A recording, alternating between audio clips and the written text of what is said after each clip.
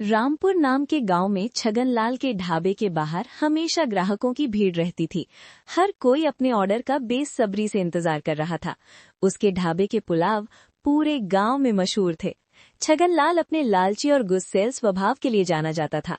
वो अपने नौकर रमेश को पुकारते हुए कहा, अरे ओ रमेश, अरे ओ ससुर के नाती, कहाँ है? अरे रमेश, ग्राहकों की भीड़ लगी हुई है और तू है कि गायब है? क्या हुआ? मालिक ग्राहकों के लिए प्याज काट रहा था।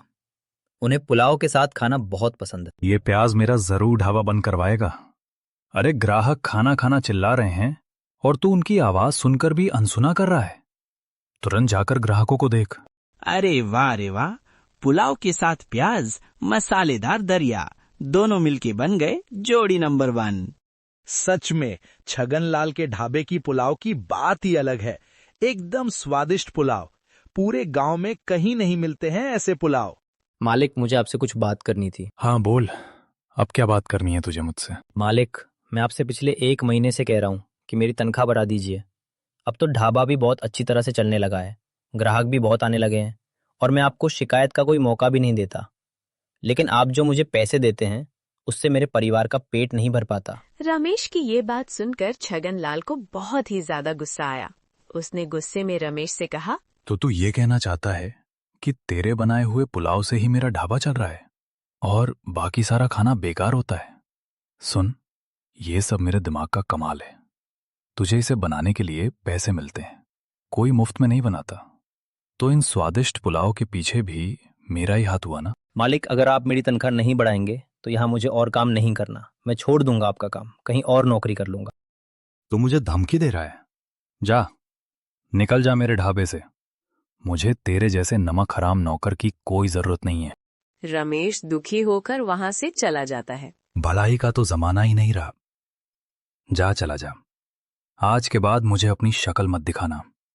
मैं तेरा हिसाब बाद में देख लूंगा। रमेश दुखी होकर रास्ते से जा रहा था। तभी उसने चंदन के ढाबे की ओर देखा। चंदन एक बूढ़े इंसान को खाना खिला रहा था। ये लीजिए बाबा, आपका खाना। आप यहाँ बैठकर खाना खा लीजिए। चंदन ने रमेश की ओर देखा और रमेश से कहा, अरे ओ रमेश, अरे भाई तुम यहाँ खड़े क्या कर रहे हो?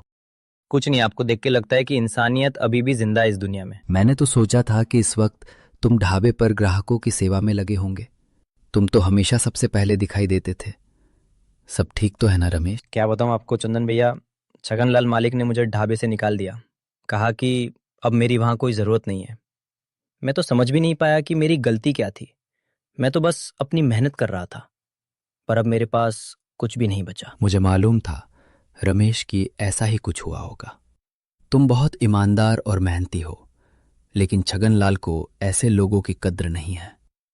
परेशान मत हो, तुम्हारी मेहनत बेकार नहीं जाएगी। अब से तुम मेरे यहाँ काम करोगे। चंदन की बात सुनकर रमेश की परेशानी दूर हो गई।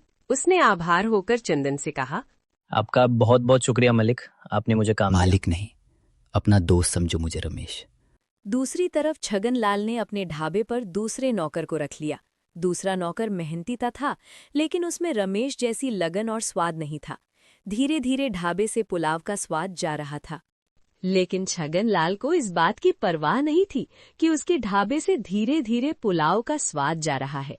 वो अपने अकड़ में ही हमेशा रहता था। लेकिन एक दिन छगनलाल के ढाबे पर उसका भाई माधव और भाभी कविता दोनों आए थे। अरे वाह, ये तो कमाल हो गया। भैया माधव और भाभी, तुम दोनों यहाँ कैसे? मैंने तो सोचा भी नहीं था कि तुम कभी मेरे ढाबे पर आओगे। बड़ा अच्छा लगा तुमको देखकर।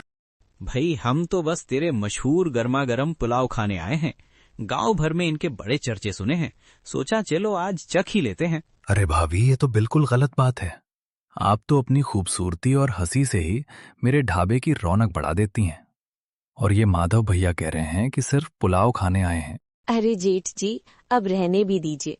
मैं तो इतनी थक गई हूँ, जल्दी से आपके गर्मा गर्म पुलाव मिल जाए तो घर जाकर चैन से आराम कर लूं। भैया और भाभी, आप दोनों बैठिए, मैं आपके लिए अभी गर्मा गर्म पुलाव लगता हूँ।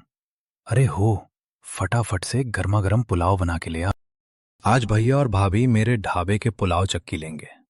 उन्हें भी पता चलना चाहिए कि पूरे गांव में मेरे जैसे पुलाव कहीं नहीं मिलते हैं। छगनलाल के भैया और भाभी ने पुलाव खाना शुरू किया। अरे भैया, ये पुलाव है या कोई मजाक? इसमें तो चावल का निशान तक नहीं है। ऊपर से इतना कड़वा तेल डाला हुआ है कि गले से नीचे नहीं उतर रहा। आपके तो बहुत चर्च सुने थे मैंने, लेकिन ये सब क्या है? हमें नहीं खाना आपका ढाबे के पुलाव। अरे हो ये भैया और भाभी, क्या कह रहे हैं? तूने कैसे पुलाव बनाया है आज? मालिक, मैंने तो वैसा ही बनाया है जैसा यहाँ बनता आया है, और मैं पुलाव में कुछ नहीं मिलाया है। नहीं जेठ जी, ये तो बिल्कुल भी अच्छा नहीं है। मैंने तो सोचा था कि आपके पुलाव सबसे अच्छे होते हैं, लेकिन आज खाकर लगता है कि आपसे बेकार पुलाव कोई नहीं बना सकता। छगनलाल हक्का बक्का हो गया। उसके चेहरे से सारा घमंड उतर गया।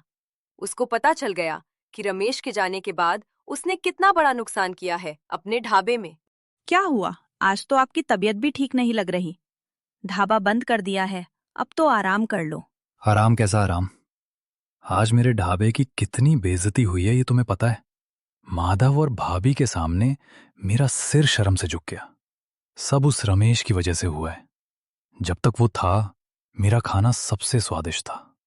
अब तो कोई ग्राहक भी मेरे खाने को हाथ नहीं लगा रहा। तो अब क्या करोगे? क्या तुम हार मान लोगे? छगनलाल कभी हार नहीं मानता। मैं अपना ढाबा बंद नहीं करूंगा। मैं जानता हूं कि मेरे पास अब रमेश के हाथों वाला जादू नहीं रहा, लेकिन मैं कोई ना कोई रास्ता तो जरूर ढूंढ लूंगा। अब जाओ, तुम अपना काम करो। लोग मेरे ढाबे को कोस रहे हैं। मेरी मेहनत बर्बाद हो गई है। अगर यही चलता रहा तो मेरा सब कुछ खत्म हो जाएगा। तभी छगनलाल को याद आता है कि उसके दोस्त ने उसे एक केमिकल का पाउडर दिया था।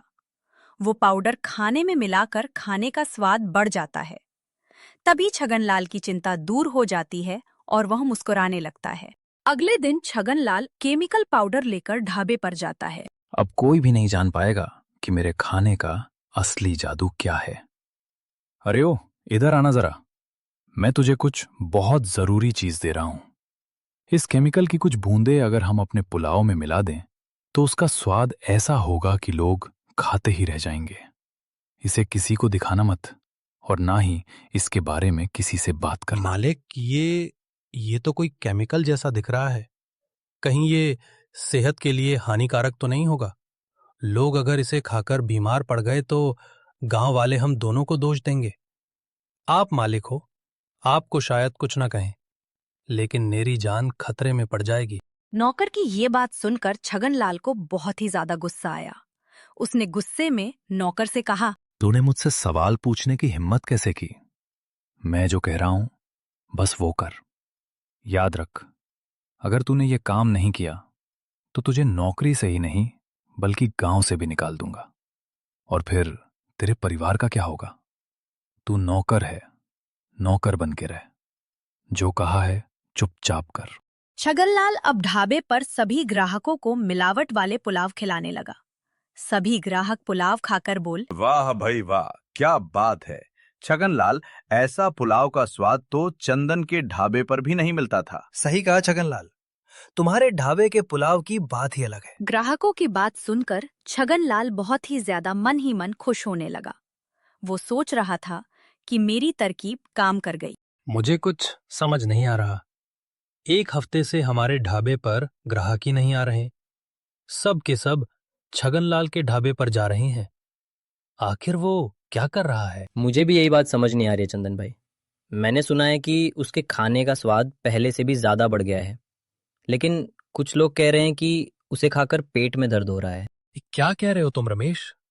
पेट में दर्द? हाँ चंदन भैया, कुछ तो गड़बड़ है। मुझे लगता है कि वो खाने में कुछ ऐसा मिला रहा है जो सही नहीं है। दिन प्रतिदिन छगनलाल की दौलत बढ़ती जा रही थी, लेकिन इसके साथ ही गांव वालों की सेहत बिगड़ती जा रही थी। एक दिन गांव के कई लोग पेट दर्द, उल्टी और चक्कर आने की वजह से अस्पताल में भर्ती होने लगे। डॉक्टर ने पता किया तो इन सभी लोगों ने छगनलाल के पुलाव खाए थे। पुलाव में केमिकल के कारण ये सभी लोग अस्पताल में भर्ती हो गए। छगनलाल ने इन सभी लोगों की तबीयत से खिलवाड़ किया है। एक दिन एक आदमी छगनलाल की दुकान पर आया और गर्मा गर्म पुलाव का ऑर्डर दिया। छगनलाल और नौकर अपने काम में इतने व्यस्त थे कि उन्होंने उसे आदमी पर ज्यादा ध्यान नहीं दिया। वह आदमी पुलाव धीरे धीरे खाने लगा, हर एक चीज का स्वाद लेने लगा। फिर उसने अपनी प्लेट साइड में रख दी। वो आदमी एक फूड इंस्पेक्टर था। वो गुस्से से छगनलाल को देख रहा था। उसने छगनलाल से कहा, मैं एक फूड इंस्पेक्टर हूं। मुझे तुम्हारे ढाबे की कई शिकायत आई है। तुम्हारे ढाबे के पुलाव खाकर कई लोगों को चक्कर, उल्टी और पेट में दर्द होने लगा है। तुम लोगों ने मुनाफे की चक्कर में लोगों की सेहत के साथ खेला है। छगनलाल और नौकर के होश उड़ गए। वो दोनों समझ गए कि ये सब उसे केमिकल का असर है। तुम दोनों ने गांव के लोगों का विश्वास तोड़ा है। आप तुम दोनों जेल की हवा खाने के लिए तैयार हो जाओ। तुम दोनों पर कानूनी कार्रवाई होगी और तुम्हारा ढाबा भी बंद होगा। छगनलाल का ढाबा तो बंद हो गया था, दूसरी तरफ चंदन के ढाबे पर फिर से ग्राहकों की भीड़ थी। अब रमेश और चंदन के यहाँ बिना किसी मिलावट के शुद्ध खाना खाते थे। रमेश और चंदन का ढाबा एक ईमानदारी का जीत का सबूत बन गया था।